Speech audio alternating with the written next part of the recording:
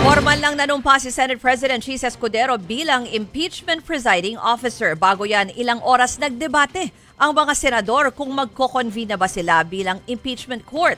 Pati ang kahulugan ng salitang forthwith, pinagdebatihan. Kaya inabot na sila ng gabi sa plenaryo. Narito ang report ni Camille Samonte. I, Francis Chis G. Escudero, solemnly swear that in all things appertaining to the trial of the impeachment of Vice President Sara Zimmerman Duterte, now pending, I will do impartial justice according to the Constitution and laws of the Philippines. So help me God. Sa hinahaba-haba ng diskusyon ngayong araw sa Senado, tuluyan nang nanumpa bilang impeachment presiding officer si Senate President Chis Escudero. At bukas naman, inaasahang manunumpa na rin ang lahat ng senador bilang senator judges. After the oath-taking of the senator judges, the court will be constituted but not convened yet, Mr. President. Thank you, Mr. President. Duly noted. Sa panunumpa ni Escudero, nagtapos ang motion ni Senate Minority Leader Coco Pimentel na mag-convene na ang Senado para sa impeachment ni Vice President Sara Duterte. I most respectfully move, number one, that our legislative business be suspended. Number two, that we already convene as the impeachment court at this very moment. Hindi man nakapag-convene ngayon, napausad ng minority kahit papaano ang impeachment. Nagkampi sina Pimentel at Senator Risa Hontiveros. Kanina, pareho nilang iginiit ang salitang forthwith na nakasulat sa 1987 Constitution. Hindi po mahirap intindihin ang utos sa sino mang tapat ang intensyong sundin ito. Ang paglilitis ay dapat agarang simulan nang walang pag-iwas o iba pang pagpapaliban. According to the Merriam-Webster Online Dictionary, forthwith means without any delay or without interval of time.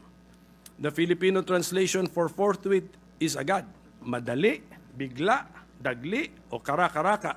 Si Senator Alan Peter Cayetano naman, kinwestiyon ang definisyon ng forthwith. I disagree na sa Tagalog agad-agad ang forthwith. Ang forthwith yung ibig sabihin nun sa Tagalog is yan na yung susunod, yan na yung gagawin mo. Oo, immediate yung agad-agad. Hindi ako expert sa linguistics, pero medyo hindi agad ang Tagalog ng forthwith.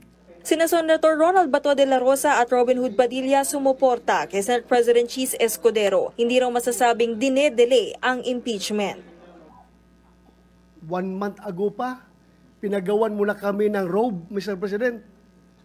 Kasi excited na tayo na sumuot ng robe para to form the impeachment court. Hindi po ako abogado. Ako po ay madalas akusado. Ako po ay ex-convict. Kaya ako po ay sanay sa korte. Kailangan dumaan po tayo sa due process. Hindi po tayo pwedeng palundag-lundag. Sa gitna ng ilang oras ng debate, namagitan na si Senator Raffy Tulfo at nagmungkahing idaan na lang yan sa botohan. Naalata ko kanina pa tayo back and forth, para nag-aaway na tayo dito. To solve the impasse siguro, we'll have to put it in a vote, whether to convene today or tomorrow. Somehow we have to convene come what may.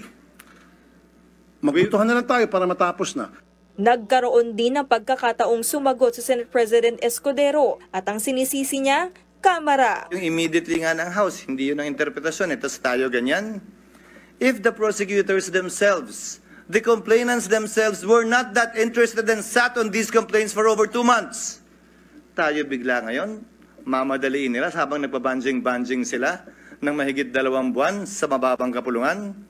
Pero sa huli, nanumpa rin si Escudero bilang impeachment presiding officer. Pero mananatili pa rin sa June 11 ang pag-convene ng Senado bilang impeachment court. Nagbabalita mula sa Frontline, Camille Samonte, News 5.